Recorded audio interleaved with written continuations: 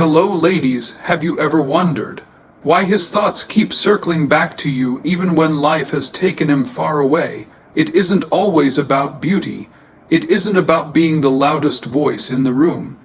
Sometimes it's about the quiet way you once entered his story, not as a storm, but as a pause, a moment he didn't realize would stay with him long after you were gone. There's something about the way a woman's presence can linger, not in the things she said or the promises she made, but in the way she once made someone feel seen, understood, and alive. There is a mystery in the way human memory works. We move forward, we meet new people, we enter new chapters, yet some thoughts keep circling back to one particular person. It is not always about love. Sometimes it is about an unfinished conversation, an unspoken apology, a bond that never got the closure it deserved. Have you ever wondered why his mind keeps returning to you?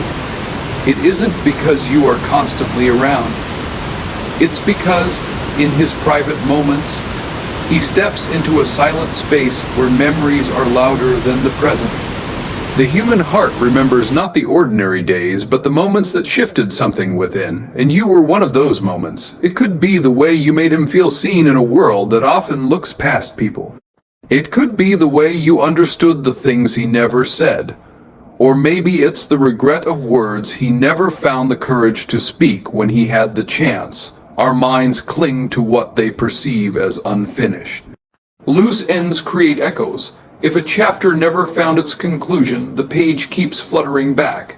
That is why, no matter how far he walks, there is a path in his mind that leads back to you. Sometimes it is longing. Sometimes it is guilt. Often it's neither, just the strange power of certain connections. The heart remembers not because it wants to, but because it cannot help itself. Understand this. When someone's mind returns to you, it is rarely because of who you are in the present. It's because of what you once meant to them. You became a mirror that reflected a part of themselves they did not see anywhere else. The mind is a restless traveler, but when it finds a place where it felt deeply alive, it keeps going back, if not in body, then in thought. That is why his mind returns to you. You are not a random name in his story. You are a chapter that he cannot close. Unfinished emotions have a way of haunting the human mind like an echo that never fades. It's not the easy chapters we revisit. It's the ones that ended abruptly, the ones that left questions hanging in the air. When two people share moments that feel too meaningful to be ordinary, the heart secretly writes a story expecting another page. But when the story stops mid-sentence, the mind refuses to close the book. Think about it, we move on from people who gave us nothing to wonder about. We forget those who never stirred our soul. But the ones who leave behind a half-written memory, a laugh that still rings in a quiet room, a gesture we never understood, they stay. It isn't always love, sometimes it's confusion, sometimes a quiet ache, sometimes just the longing for an answer that never came. Unfinished emotions don't politely ask for space in our thoughts, they demand it. They creep in during late night silences, during ordinary walks, even in the middle of new conversations. And every time they return, they bring with them fragments of moments that feel as vivid as yesterday. That is why his mind keeps circling back, because somewhere inside, a part of that story still waits. It's rarely the constant presence of a person that keeps them alive in our memory. It's the impact they once made, that unshakable imprint carved deep into the mind. You can spend years around hundreds of faces and forget them all, but one person can share a single moment with you and stay in your thoughts for a lifetime. That's because the human heart does not measure time, it measures intensity. The truth is, presence can become ordinary. We get used to the faces we see every day, the voices that fill our daily hours. But impact is different, it interrupts the ordinary. It's the sudden understanding they gave you in a single glance. It's the way they heard the unspoken parts of your heart before you could translate them into words. It's the moment they made you feel that your silence had meaning. He doesn't keep returning to you in his thoughts because you were always there. He returns because there was a time when you shifted the way he looked at the world, even if just for a fleeting heartbeat. The mind holds on to such moments, protecting them as if they are sacred, replaying them when the world feels too loud, too empty, or too distant. Sometimes it isn't even about affection or regret, it's about recognition. You became a mirror that reflected something inside him he had never truly seen before. And no matter how many new faces surround him, the mind keeps going back to that reflection, searching for it, wondering if it can ever find it again. The human mind is not a library where memories sit quietly on shelves, waiting to be chosen. It's more like a tide pulling certain moments back again and again, as if they were treasures buried beneath the sand.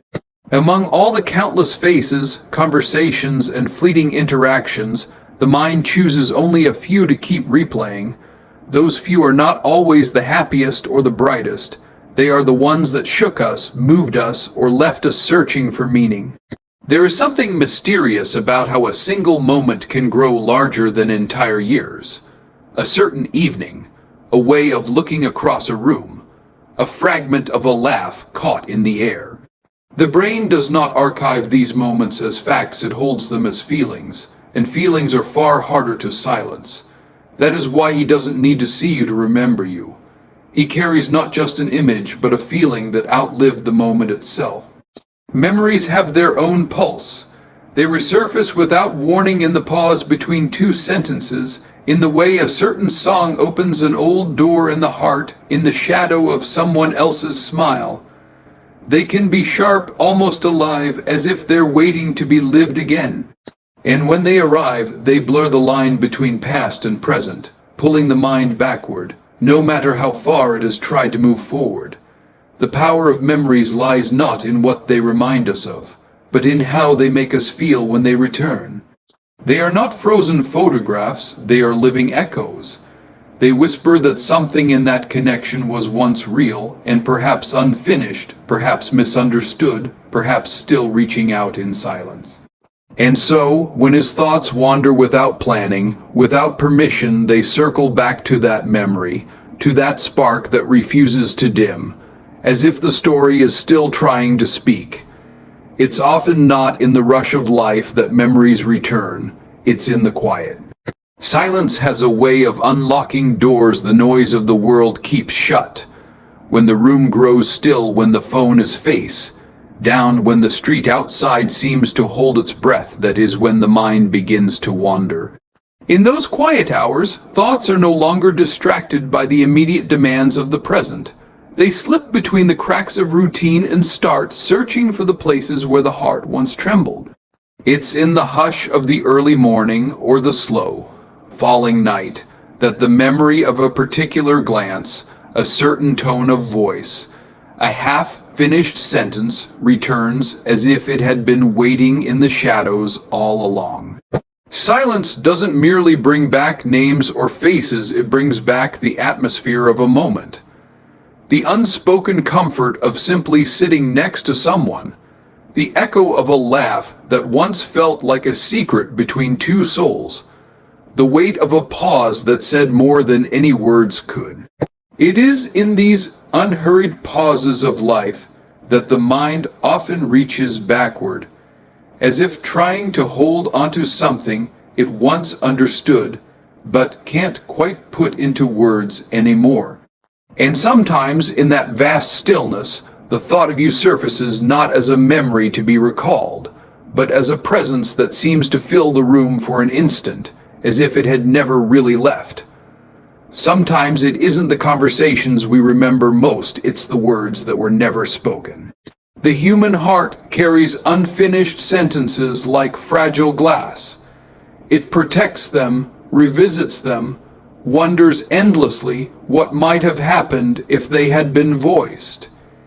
He doesn't keep returning to you in thought because of the things you both said aloud. He returns because of the silence that still hums between you. There might have been a moment when he wanted to confess something, but the courage slipped away. a time he wanted to ask a question but feared the answer, a glance that hovered on the edge of meaning yet dissolved before it could be understood. Unspoken words do not fade with time, they often grow louder. They gather in the corners of the mind, filling the spaces between ordinary days.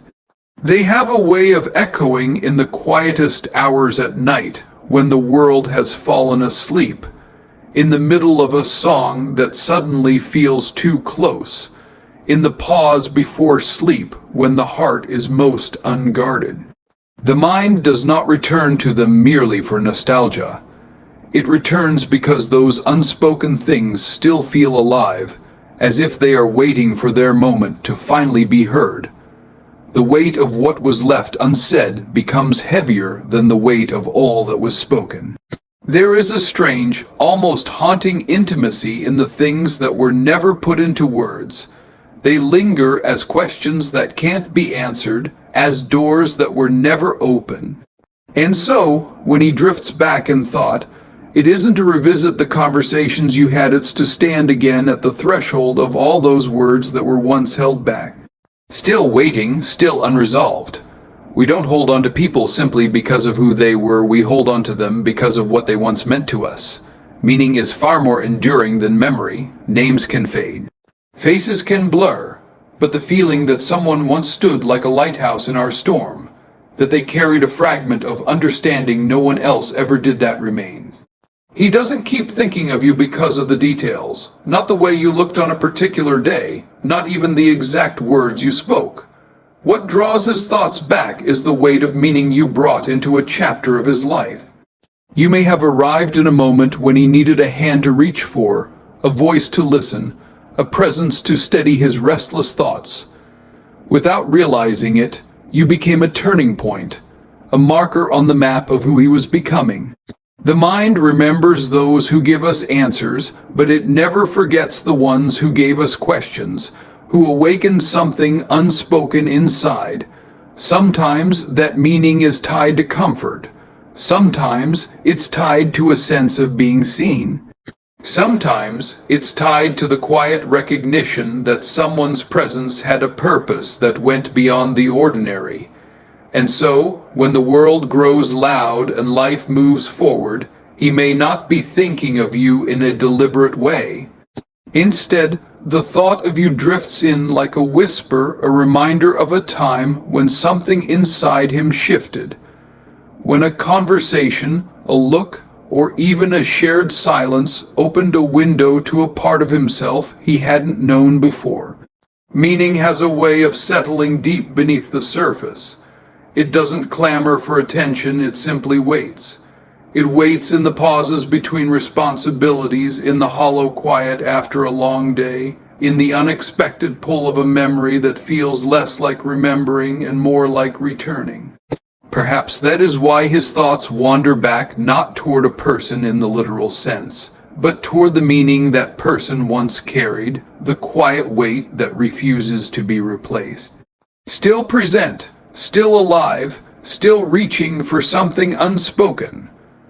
What unsettles the human heart most is not the story that ended, it's the story that never found its ending.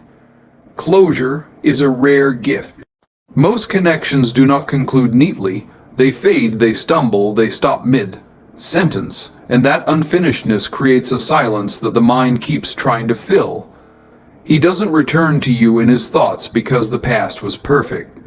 He returns because there was a moment when the story seemed as if it was about to unfold into something more. And then it didn't. That pause, that sudden stillness where words or decisions were supposed to be, has a way of echoing long after everything else has moved forward. The incomplete chapter doesn't ask for attention, it demands it. It's like a book left open on the table, pages curling in the breeze, as if waiting for the next line to be written. The human mind is drawn to the unresolved, to the missing answer, to the question that was never asked out loud. Perhaps it was a conversation that was postponed until later, and later never came. Perhaps it was a feeling both of you sensed but never named. Perhaps it was a choice left hanging between you, not taken, not refused. Whatever it was, it lingers as a door that was never shut, a path that was never walked to its end, and in that space between what was and what might have been, the mind keeps wandering, as if still looking for the right sentence to finish the chapter. Sometimes he thinks of it in passing, like a shadow flickering on the wall. Sometimes it arrives uninvited, vivid and sharp, as if no time has passed at all. It isn't nostalgia, it isn't even longing. It is the pull of the unfinished, the need to understand the shape of something that was left undefined. And so the chapter stays open, waiting, not frozen in the past, but quietly alive in the present, as if somewhere, somehow, the story is still holding its breath. Sometimes the reason we cannot let go of someone is not because of who they were, but because of what they reflected back to us. We think we remember them, but often, what we really remember is the way we felt when we were in their presence, a feeling of recognizing something in ourselves that we didn't know was there until they showed it to us. He doesn't keep returning to you in his thoughts simply out of attachment or longing. His mind goes back because, in some unexplainable way, you once became a mirror. Not the kind that merely reflects appearances, but the rare kind that reflects a piece of a person's inner world, the hopes he didn't voice, the softness he tried to hide, the questions he didn't know how to ask. A true mirror does not just show us who we are, it reveals the self we were becoming in that moment, the person we were capable of being when seen through someone else's eyes. There is a quiet, almost sacred recognition in that. And when that reflection is lost, we are not merely losing a person, we are losing access to that version of ourselves. Perhaps there was something in the way you listened that made him feel less guarded. Perhaps it was in the way you noticed what went unspoken, making him realize there were parts of himself still waiting to be understood. Perhaps it was not even anything you did, just the space your presence created for him to see himself more clearly. And so, when he drifts back in thought, he isn't always thinking about you as a separate figure. He is revisiting the version of himself that existed in that reflection, the one he glimpsed only for a moment, and maybe has not met again since. The mind keeps going back to such mirrors because they are not merely memories, they are unfinished conversations with the self. They whisper of a truth glimpsed but not fully held, of a light caught on the edge of the horizon that he is still trying to follow. And sometimes, when the world around him feels dim or unfamiliar, he finds himself searching not for a person, but for that lost reflection, wondering if it still exists, somewhere in the echoes of what was left unsaid. Not every presence fades when it leaves the room. Some remain not as a voice you can hear, not as a shape you can see, but as an echo that moves quietly through the spaces you didn't even know were hollow. An echo is not the original sound. It is what lingers after the sound is gone. That is why his thoughts keep circling back to you. It isn't always about the moments you shared in their full form. It is about the residue of those moments, the way a certain glance left behind a tremor in his chest, the way a single sentence kept replaying itself long after it was spoken, the way your presence once changed the texture of the air around him. We often believe that distance erases feelings, but distance merely removes the source. The impressions remain. They move inward, settling into the quietest corners of memory, and there, without asking for permission, they find a way to hum beneath the surface of our lives. He does not always remember the details. The mind lets go of those, the time, the place, even the exact words, but the feeling lingers, the echo of a comfort, the pulse of a certain tenderness, the ache of a moment that felt like more than a moment. It is that echo he returns to, almost involuntarily, as if some part of him still expects to hear it again. Emotional echoes do not obey the rules of time. They can be faint for months, then suddenly surge alive in an instant, sparked by a scent, a season, a song, or a silence that feels strangely familiar. They do not need your presence to return. They are born of the way your presence once made him feel. And sometimes, in the stillness of night or in the middle of an ordinary day, that echo seems to rise again, soft yet undeniable, as if the moment it came from had never truly ended.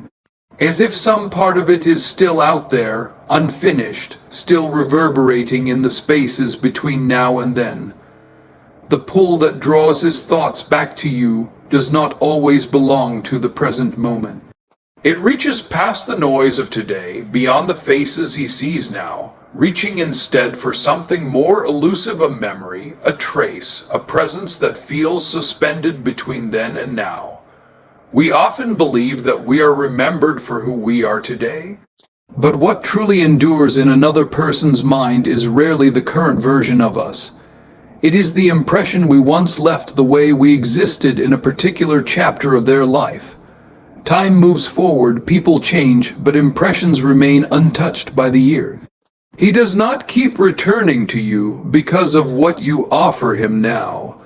He returns because of what you once were, or perhaps because of what he once was when he was with you. That version of himself, tied to a certain season, a certain look in your eyes, a certain understanding that quietly bloomed between you, that is what his memory is reaching for. There is something strangely timeless about certain bonds. They are not locked to dates or anchored to places. They live in a realm of feeling that does not age. A person can walk miles, build new chapters, learn new truths, yet still feel the tug of a moment that existed long ago, as if it's not entirely over, as if it's waiting unclaimed just beyond the edge of the present. Sometimes it's not even about longing.